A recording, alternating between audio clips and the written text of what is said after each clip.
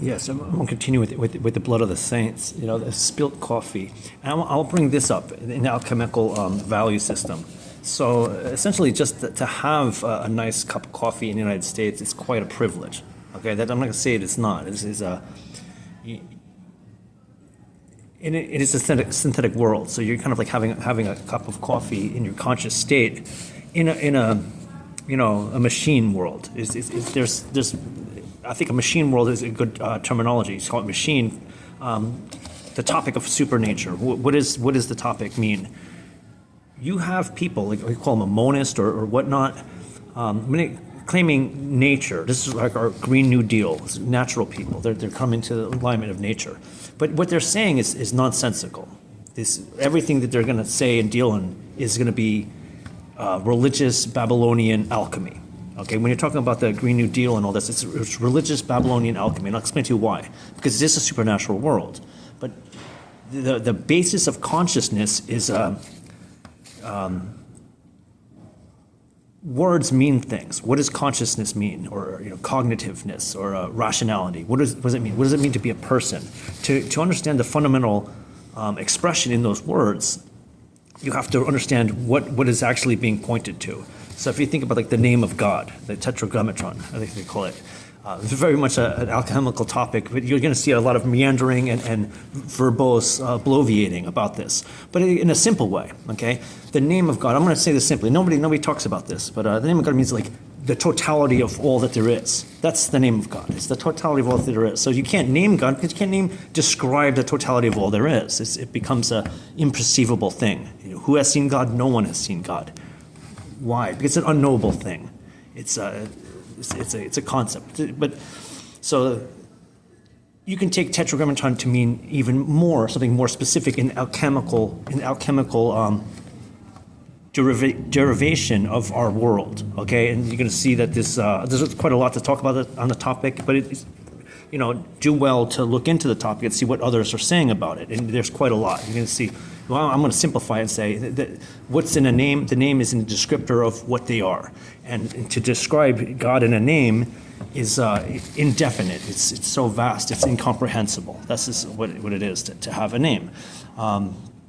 With people, it's a little bit more dealable. You can, even biblically looking, you look at the biblical names, they're very symbolic throughout the whole Bible. And this is an interesting thing because people weren't even cognizant of this. They weren't even recognizing this.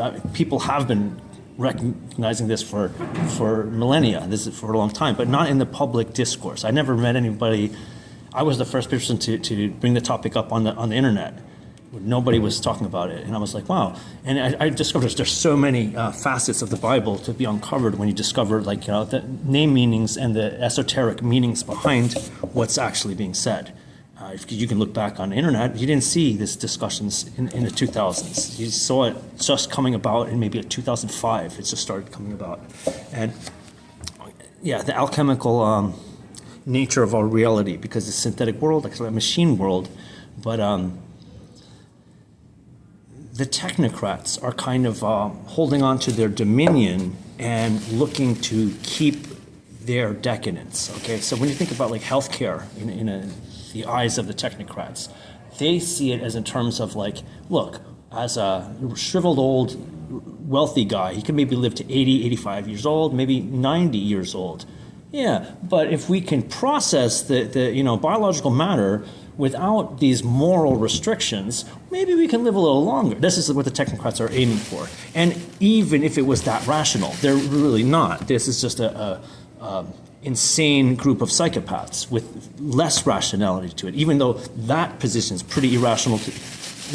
That's a pretty irrational position, but sadly to say, I think most people would think it's a fairly rational position. I think most people would. I think it'd be very hard to find anybody in any of the, colleges that are going to think there's a problem with that. I talked to a lot of political, activists who are like, they concluded, it's about a group of 200, but all of them concluded, and this is after long and scrutinous dialogue, that the criminals are the rightful rulers. The criminal class is the rightful ruling class. And I go, wow, you guys are horrible. You're just totally superficial in your virtues, and you're just, useless and bad. They think that they're really good. They're activists of holiness. Again, I want to bring back the alchemical natures of what they're looking at.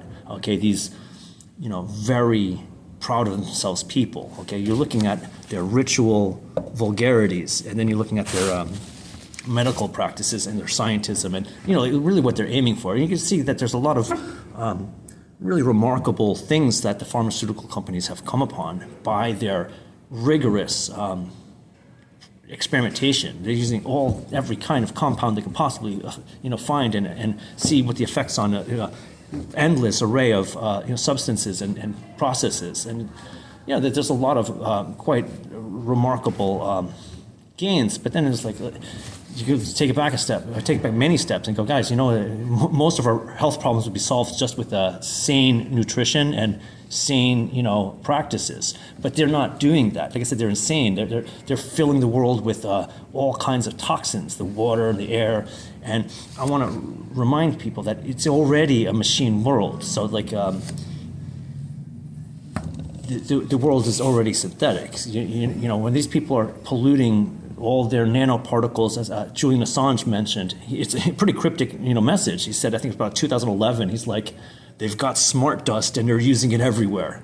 He said this is like one of the worst things that's going on, and it's scary and it's troubling. Well, that's what's Julian Assange talking about? It's a pretty serious thing. We're not discussing it. We don't have the frontier scientists looking in on the matter, which I think is a pretty important thing. And then you got to realize, so from the medical standpoint of a rational human being who thinks we're just in a natural state, okay, medicine is not even going to be comprehensible to them, okay? But for the fact of the matter that they dismiss nanotechnologies and all this array of toxins that they're using. They're using borium, aluminum, very toxic, materials, and they're dispersing it diffusely everywhere, and it's causing, the science is saying, real problems in the ecosystems. Trees are dying. We're having insect populations being decimated. Why? And people are saying, well, it's the diffusing of these toxins. And the political virtue signalers are not concerned about these things. They have a very naive and simplistic, overly simplistic, and dishonest. Really, dishonesty becomes a virtue, and sycophancy to the dishonest power brokers, that is your holy keys. And again, with the religious leaders, this is one and the same. We're looking at the